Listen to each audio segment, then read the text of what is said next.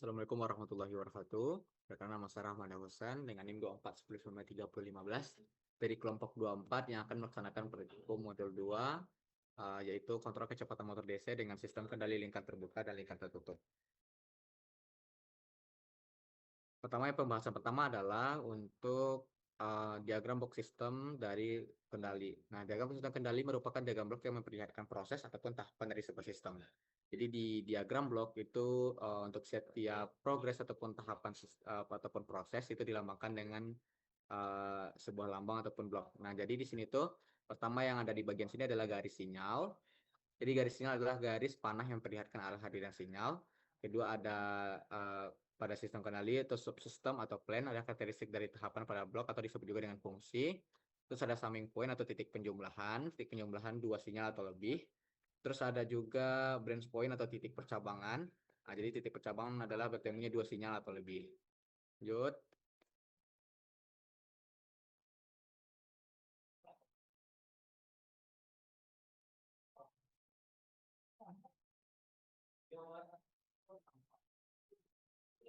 Kedua adalah hubungan dan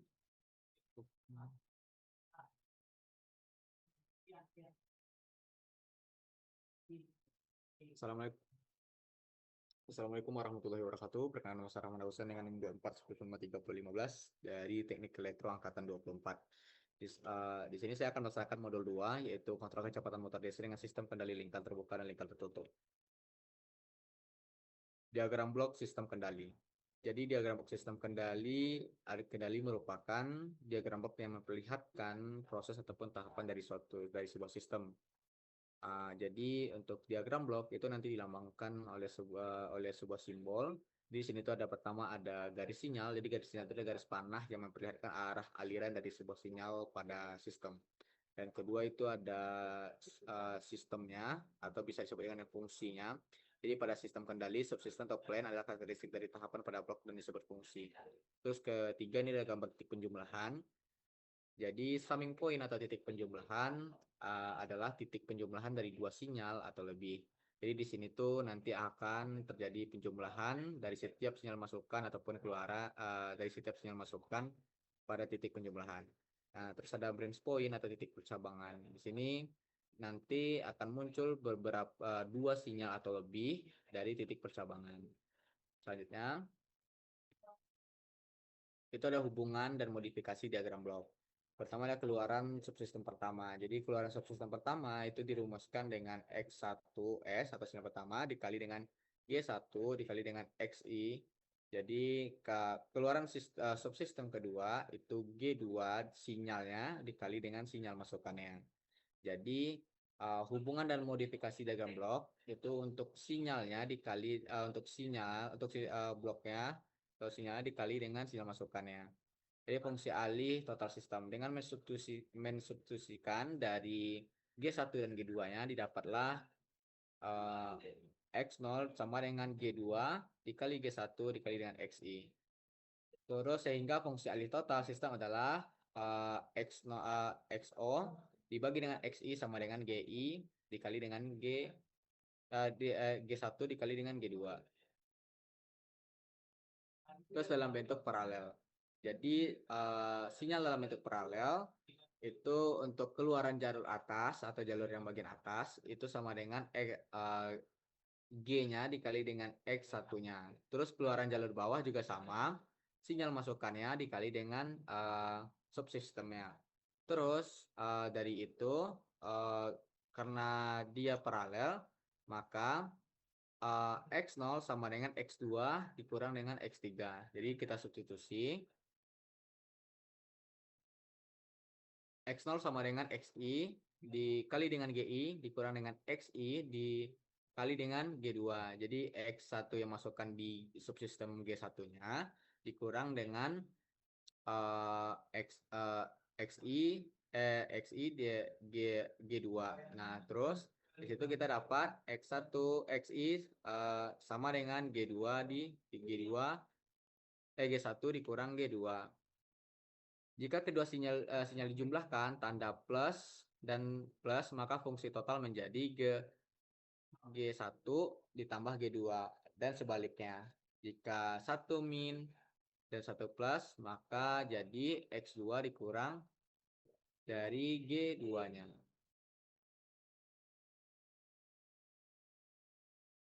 Terus modifikasi diagram blok. Jadi modifikasi diagram blok itu ada beberapa. Pertama itu ada satu pergeseran titik percabangan dari sebelum sistem ke setelah sistem. Jadi pada diagram kiri sinyal X1. Jadi kita bisa lihat di sini tuh yang awalnya subsistemnya sesudah titik percabangan kita ubah menjadi yang sesudah titik percabangan kita ubah menjadi sebelum titik percabangan.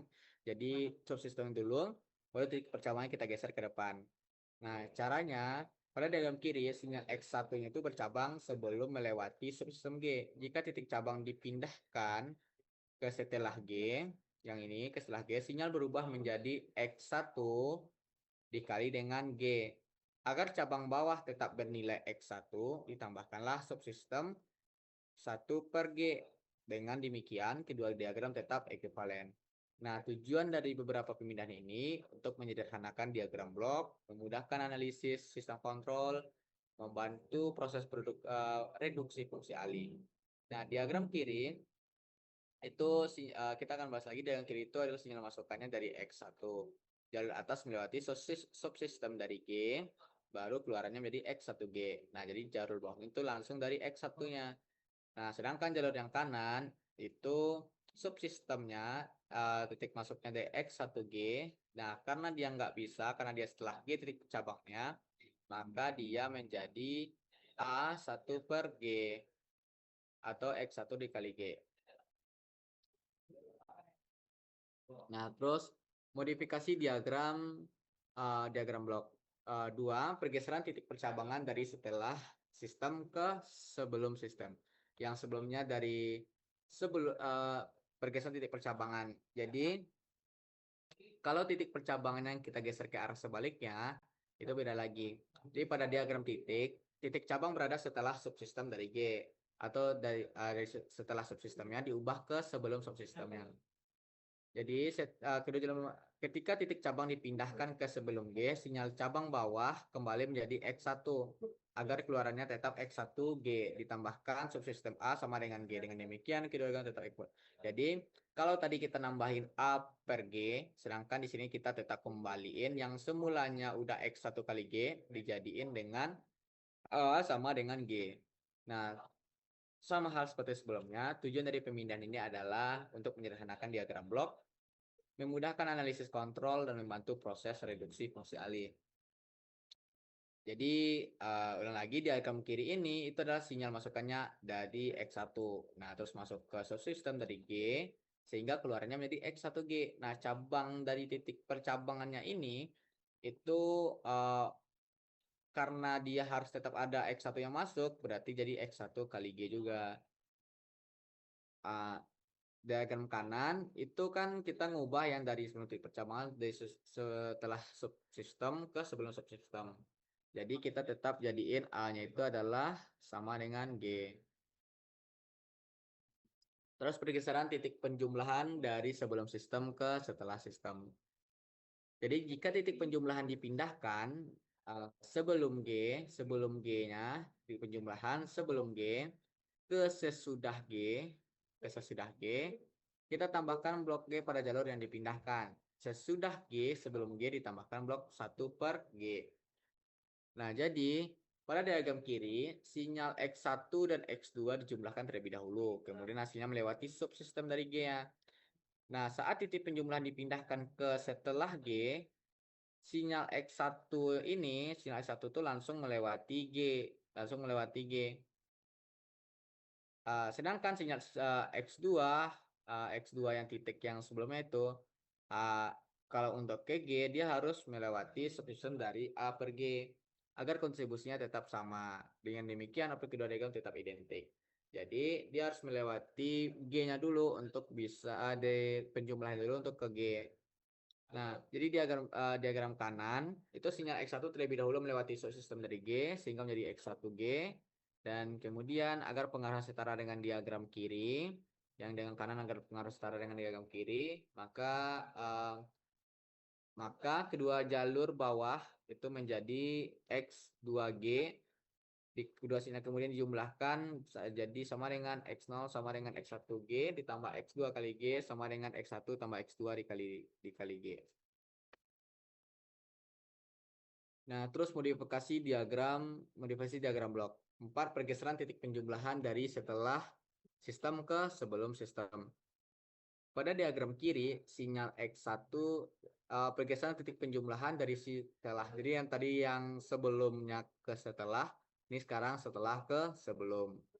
Nah, itu kemudian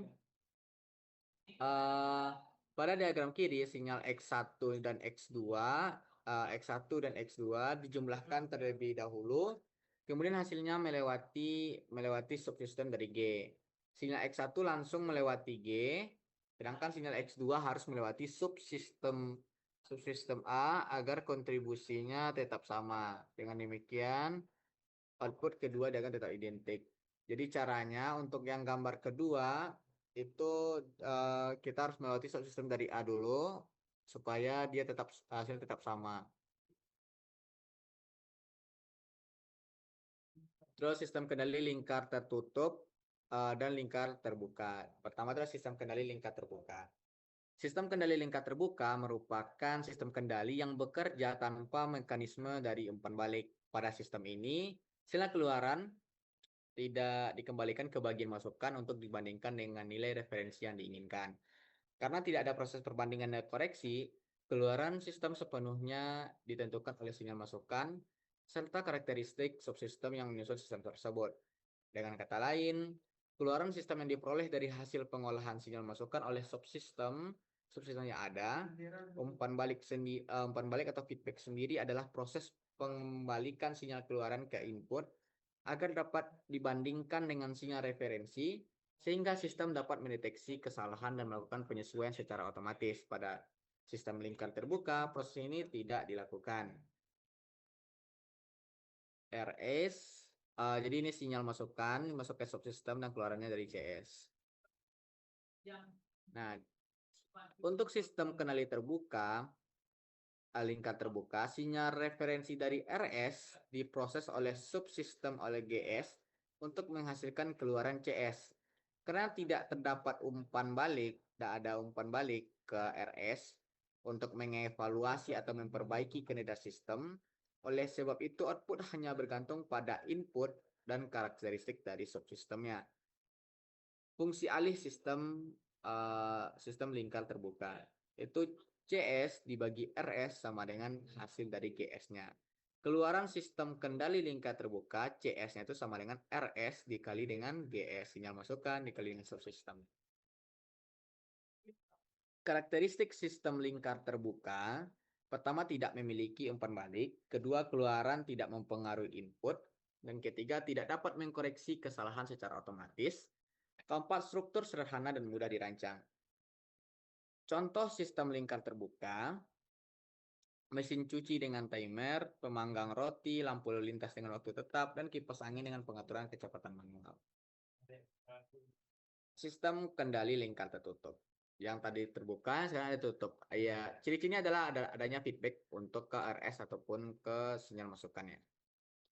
Diagram di samping menunjukkan bentuk umum sistem kendali lingkar tertutup. Yang diagram ini atau closed loop control system, yaitu sistem kendali yang menggunakan umpan balik untuk membandingkan keluaran dengan sinyal referensi. Pada sistem kendali lingkar tertutup, keluaran sistem diumpan balik melalui elemen elemen subsistem dari H untuk dibandingkan dengan sinyal referensi dari ES-nya. Dari ES yang kemudian diproses lagi oleh subsistem dari G. Dengan adanya umpan balik, sistem dapat menyesuaikan output secara otomatis agar mendekati nilai yang kita inginkan. Keunggulan dari sistem lingkar tertutup, pertama dia dapat mengkoreksi kesalahan secara otomatis. Lebih akurat, lebih tahan terhadap gangguan, kinerja lebih stabil. Kekurangan dari lingkar tertutup, pertama tuh strukturnya lebih kompleks, karena ada feedback juga, biayanya lebih tinggi, dan analisis perancangan lebih rumit. Untuk contoh penerapan kita untuk menggunakan lingkar tertutup, itu pada pengaturan suhu AC, cross control mobil, automatic voltage regulator, dan kontrol kecepatan motor DC. Terus untuk rumusnya, misal kalau kita menentukan untuk output dari lingkar tertutup itu sama dengan CS sama dengan ES dikali dengan GS-nya. Terus kalau kita mencari untuk ES atau tidak setelah penjumlahan itu sama dengan sinyal masukan dikurang dengan B atau sinyal feedback-nya. Terus untuk sinyal feedback itu dari hasil sinyal output dikalikan dengan sinyal feedback-nya. Nah, substitusi persamaan itu menjadi yang di sini yang akan masuk ke dalam subsistem itu R sinyal inputan dikali dengan sinyal output dikali dengan sinyal feedback. Terus substitusi persamaan itu sama dengan output sama dengan sinyal input dikali dengan sinyal output dikali dengan sinyal feedback. Nah, dikali lagi dengan subsistemnya. Terus ini adalah bentuk umum dari diagram blok lingkar tertutup. Jadi untuk setiap persamaan ini itu untuk memudahkan perhitungan untuk papan outputnya, feedbacknya, dan terus juga dari subsistemnya. Kelompokkan ruas kiri. Jadi untuk cara bekerjanya adalah dengan kelompokkan ruas kiri berdasarkan faktor sejenis yaitu CS, sehingga CS sama dengan sehingga untuk mendapatkan CS itu sama dengan RS itu dikali dengan CS dikali dengan GS-nya. Nah, fungsi alih sistem lingkar tertutup itu rumusnya adalah CS per RS dikali dengan GS per 1 tambah G 1 tambah G dikali dengan HS. Nah, kita akan pertama perbandingan sini adalah untuk perbandingan dari sistem kendali lingkar terbuka dan lingkar tertutup. Pertama dari segi aspek, itu udah pasti beda dari lingkar terbuka dan lingkar tertutup. Kedua dari definisi. Nah, pada lingkar terbuka, sistem bekerja tanpa dari umpan balik atau nggak ada feedback sama sekali ke inputan ataupun ke bagian dari subsistemnya. Sedangkan dari lingkar tertutup, mereka tuh punya sistem menggunakan umpan balik atau feedback membandingkan output dengan nilai referensi. Terus dari segi prinsip kerja, output hanya ditentukan oleh input dan karakteristik dari subsistem. Untuk lingkar tertutup, output harus dipantau dan koreksi secara otomatis jika terjadi error. Nah, untuk akurasi, itu lingkar tertutup lebih tinggi karena dapat memperbaiki error secara otomatis karena adanya feedback. Sedangkan yang lain tuh, yang lingkar terbuka itu relatif lebih rendah karena tidak ada mekanisme koreksi. Nah, itu untuk dari segi stabilitas ataupun gangguan, lingkar tertutup itu lebih tinggi karena pertama itu memperbaiki error, kedua itu lebih stabil terhadap gangguan dan perubahan beban. Dan sedangkan yang dari lingkar terbuka dia nggak mampu untuk lebih stabil terhadap perubahan dari bebannya karena dia nggak ada feedback. Terus dari kompleksitas sistem, yang lingkar terbuka tuh strukturnya tuh pertama sederhana dan mudah dirancang, sedangkan lingkar tertutup strukturnya itu lebih kompleks karena melibatkan sensor dan jalur feedback. Biaya implementasi itu lebih murah ekonomis karena nggak ada feedback lah. Lagi-lagi nggak ada feedback, nggak ada yang harus uh, menstabilkan terhadap perubahan. Sedangkan yang lingkar tertutup itu lebih mahal karena memerlukan komponen tambahan. Terus ada dari segi komponen tambahan itu pertama tuh lingkar terbuka pasti tidak memerlukan sensor ataupun elemen feedback. Sedangkan yang lingkar tertutup itu memerlukan sensor pembanding dan elemen umpan balik untuk menstabilkan sinyal ke subsistemnya. Nah, contoh penerapannya itu kalau dari lingkar terbuka itu mesin cuci manual, toaster dan kipas angin. Sedangkan yang untuk lingkar tertutup itu ada AC, kulkas, kontrol mobil dan kontrol motor DC. Di sini tuh adalah konstanta penggali. Di sini tuh dia tuh ada konstanta penggali atau di sini tuh disingkatnya dengan KP dikali dengan subsistemnya. Jadi konstanta penggali ini merupakan parameter yang berfungsi untuk mengalihkan atau memperkuat sinyal masukan sebelum sinyal tersebut diproses oleh plane atau subsistem dari G-nya. Pada diagram blok, sinyal referensi dari RS terlebih dahulu melewati blok dari konstanta penggali sehingga amplitudo yang masuk ke sinyal menjadi KP dikali dengan RS-nya. Selanjutnya, sinyal yang diproses di sini sinyal akan diproses oleh GS untuk menghasilkan keluaran dari CS-nya. Pengaruh nilai dari nilai konstanta penggali. Nah, sinyal masukan diperkuat sehingga respons sistem itu menjadi lebih besar, namun lebih cepat. Jadi ini untuk membantu memperkuat respon dari sinyal. Kedua, sinyal masukan itu diperkecil sehingga respon sistem menjadi lebih lambat. Jika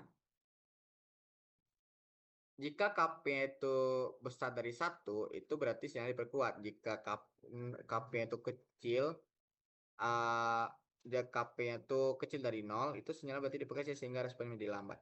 Jika KP sama dengan satu, sistem bekerja tanpa perubahan dan penguatan. Jika KP itu terlalu besar, sistem dapat menjadi tidak stabil atau menimbulkan overshoot yang tinggi. Nah, untuk rumus konstanta dari penggalian itu atau outputnya itu, output dari sistemnya, itu sama dengan C per RS sama dengan konstanta penggali dikali dengan subsistemnya dibagi dengan 1 ditambah konstanta penggali dikali dengan feedbacknya. Terus ada pengendali profesional, pengendali proporsional integral derivative atau PID. Nah, jadi PID atau proportional integrated derivative merupakan metode pengendalian yang paling banyak digunakan dalam sistem kontrol industri. PID bekerja dengan mengolah sinyal error untuk menghasilkan aksi kendali yang tadi dari 3 komponen utama, yaitu ada proporsional, integral, dan derivatif. Kombinasi ketiga komponen ini memungkinkan sistem mencapai respon yang cepat, akurat, dan stabil. Jadi kita akan bahas satu-satu. Pertama adalah pengendali proporsional. Jadi untuk pengendali proporsional itu rumusnya itu adalah untuk ada sinyal kendali itu sama dengan konstanta penggalinya dikali dengan sinyal errornya atau konstanta proporsionalnya dikali dengan sinyal errornya. Jadi pengendali proporsional menghasilkan sinyal kendali yang besarnya sebanding dengan nilai error. Semakin besar error, maka semakin besar pula sinyal kendali yang diberikan ke subsistem atau plan. Fungsi dari konstanta KP atau konstanta penggali atau konstanta proporsional. Konstanta ini menentukan seberapa besar penguatan terhadap error. Nilai konstanta proporsional jika besar, maka respon sistem lebih cepat. Kalau nilai konstanta proporsionalnya itu kecil, respon lebih lambat. Jika nilai konstanta proporsional itu terlalu besar, dapat menyebabkan overshoot atau osilasi. Nah, kelebihan dan kekurangan dari pengendali proporsional. Kelebihan pertama, strukturnya itu sederhana, mempercepat waktu naik atau rise time, mudah diimplementasikan. Kekurangannya, pertama itu tidak dapat menghilangkan error tuna atau steady state error sepenuhnya. Kedua, nilai dari konstanta proporsional yang terlalu besar dapat menyebabkan ketidakstabilan. Terus pengendali dari integral. Yang kedua itu adalah pengendali integral atau dari I-nya dari bagian PID. Pengendali integral itu menghasilkan sinyal kendali berdasarkan akumulasi error terhadap waktu. Artinya, error yang kecil tetapi berlangsung lama akan terus dijumlahkan sehingga pengendali memberikan aksi koreksi yang semakin besar. Tujuan utama pengendali integral adalah menghilangkan error tuna atau steady state error. Selama error masih ada, integral akan terus bertambah sampai error mendekati nol. Karakteristik dari pengendali integral. Pertama, dari segi kelebihan. Pertama, dia dapat menghilangkan steady state error, meningkatkan akurasi sistem. Kekurangannya adalah memperlambat respon transien, dapat menimbulkan overshoot, dan berpotensi menyebabkan osilasi jika dari pengendali integral itu terlalu besar. Dalam domain Laplace dapat ditulis dengan sinyal itu dibagi dengan sinyal errornya itu sama dengan konstanta integral dibagi dengan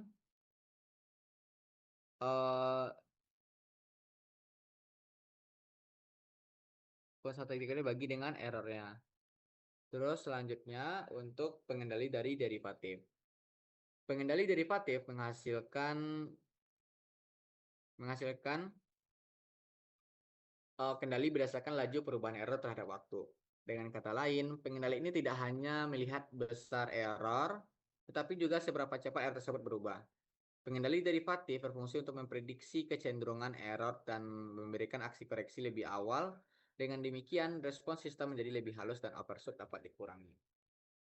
Karakteristik dari pengendali derivatif. Kelebihan pertama adalah mengurangi overshoot, mempercepat setting time, meningkatkan stabilitas sistem.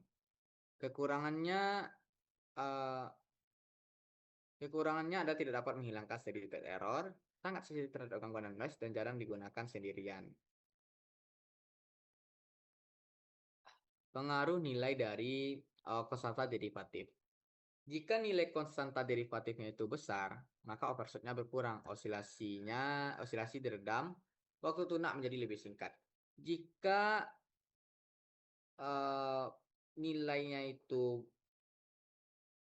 jika nilai terlalu besar, itu akan menjadi sistem jadi lebih sensitif terhadap noise. Terus, pengendali proporsional integral. Jadi pengendali PI ini merupakan kombinasi antara aksi proporsional dengan integral. Pengendali ini memanfaatkan kelebihan keduanya. Jadi bagian proporsional mempercepat respon sistem, sedangkan bagian integral menghilangkan error atau steady state error. Nah, karakteristik dari pengendali PI, pertama menghilangkan steady state error, respon lebih cepat dibanding pengendali integral saja, dan banyak digunakan pada aplikasi industri. Kekurangannya dapat menimbulkan overshoot jika parameter tidak disetel dengan baik. Respon lebih lambat dibandingkan dengan PID. Dalam domain Laplace, itu dirumuskan dengan sinyal yang masukannya itu dibagi dengan error sama dengan konstanta proporsional itu ditambah dengan dari proporsional integral dibagi dengan error.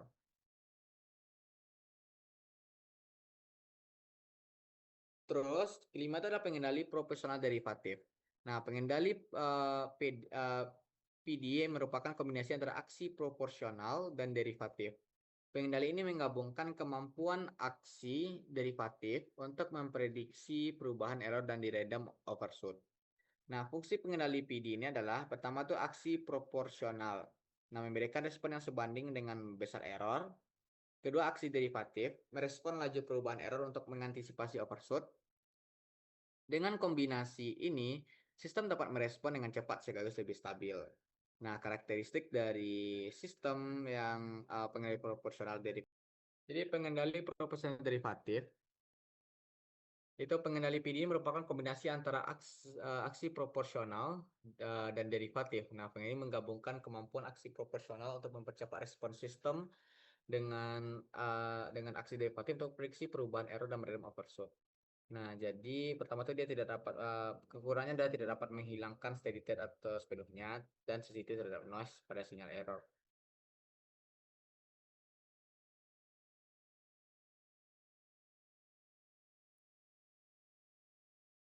Nah, kesimpulan dari PID. Jadi untuk PID itu kan ada 3 PID, proporsional integrated derivatif. Untuk dari segi rise time itu dapat menurunkan dan memberikan perubahan kecil. Sedangkan untuk dari steady state error yang proporsional itu dapat menurunkan atau mengurangi, sedangkan dan integrated itu dapat mengeliminasi. Sedangkan derivatif itu bisa memberikan perubahan kecil. Dari parameter tangkapan peralihan. Nah, jadi di sana tuh kita ada time constant atau TC. Jadi waktu yang dibutuhkan oleh sistem untuk mencapai nilai 63,2% dari akhir. Dan rise time atau TR itu waktu yang dibutuhkan oleh sistem untuk mencapai dari 0 ke 100, 10 ke 90, dan 5 ke 95% dari nilai akhir.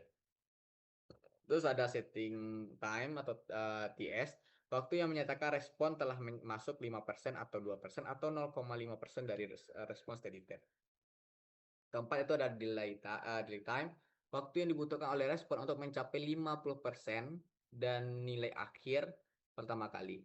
Kelima itu maksimum persen overshoot, nilai puncak maksimum dari respon sistem yang diukur dari nilai sistem saat kondisi steady state. Di rumusnya adalah C dikurang C dari integral tak hingga dibagi dengan integral tak hingganya dikali 100%. Karena ada time peak atau TP, waktu yang dibutuhkan oleh respon untuk mencapai puncak pertama dari overshoot. Selanjutnya mengenal dari metode tuning PID. Nah, tuning PID adalah proses menentukan nilai parameter dari konstanta proporsional dan integral dan derivatif agar sistem memiliki respon yang sesuai dengan kebutuhan seperti cepat, stabil, dan memiliki error yang sekecil mungkin. Satu, metode trial dan error. Metode ini dilakukan dengan mencoba berbagai kombinasi nilai PID secara bertahap, kemudian mengamati respon sistem. Kelebihannya adalah sederhana dan mudah diterapkan, tidak memerlukan mode matematis sistem. Jadi kita mencobanya beberapa kombinasi. Kekurangannya adalah memerlukan waktu yang cukup lama. Jadi hasilnya sangat bergantung pada pengalaman pengguna karena kita menggunakan kombinasi. Terus langkah umum, atur nilai awal. Jadi pertama untuk menggunakan metode trial and error, atur nilai awal dari konstanta integral dan konstanta derivatifnya itu 0. Naikkan nilai konstanta proporsional hingga sistem memberikan respon yang cukup cepat. Tambahkan konstanta integral untuk mengurangi error tuna. Tambahkan konstanta derivatif untuk mengurangi overshoot dan osilasi. Ulangi hingga respon dapat mendapatkan respon yang terbaik. Kedua ada metode Ziegler-Nichols. Nah, metode ini digunakan ketika mode plan belum diketahui. Parameter PID ditentukan berdasarkan respon sistem terhadap percobaan tertentu. Kelebihan dari sistem Ziegler-Nichols ini adalah sistematis yang lebih banyak digunakan, tidak membutuhkan model matematis lengkap. Kekurangannya adalah respon awal sering menghasilkan overshoot cukup besar. Prinsip dasar, jika kita men-set konstanta integralnya sama dengan 0 dan konstanta derivatif sama dengan 0, naikkan nilai konstanta proporsional hingga sistem berosilasi terus-menerus. Nah, catat ultimate dari gain dan juga periode osilasi. Nilai PID kemudian dihitung menggunakan tabel Ziegler-Nichols. Kemudian ada metode Cho-Heng-Chun. Di metode ini juga digunakan ketika model sistem tidak diketahui secara detail, tetapi mempertimbangkan karakteristik respon transient sehingga hasil tuning umumnya lebih agresif dan menghasilkan sistem yang lebih cepat. Karakteristik dari sistem ini, pertama tuh cocok untuk plan ya dengan dead time atau punya waktu final, jadi memberikan respon lebih cepat dibandingkan Ziegler-Nichols, memerlukan identifikasi parameter dari kurva respon. Kelebihannya adalah respon lebih cepat dan cocok untuk sistem proses industri yang butuh kecepatan dan juga akselerasi. Nah, kekurangannya adalah overshoot dan dapat lebih besar jika tuning tidak tepat. Metode tuning PID, kelebihan dan kekurangan serta karakteristik. Nah, kesimpulan dari metode tuning PID tadi ada 3 metode yang bisa digunakan. Ada trial dan error, ada Ziegler-Nichols dan juga Cho-Heng-Chun. Nah, dari segi karakteristik, pertama untuk trial error itu menyesuaikan parameter secara manual. Sedangkan Ziegler-Nichols itu berdasarkan osilasi kritis, Cho-Heng-Chun berdasarkan respon proses. Kelebihannya mudah diterapkan, yang untuk yang Ziegler-Nichols itu sistematis, jadi bisa berdasarkan sistemnya. Sedangkan Cho-Heng-Chun itu kelebihannya adalah responnya lebih cepat. Kekurangan, Cho-Heng-Chun itu lebih kompleks, sedangkan trial error itu lebih memakan waktu. Dan sekian dari saya. Mohon maaf bila ada kesalahan dan kekurangan. Saya ucapkan terima kasih.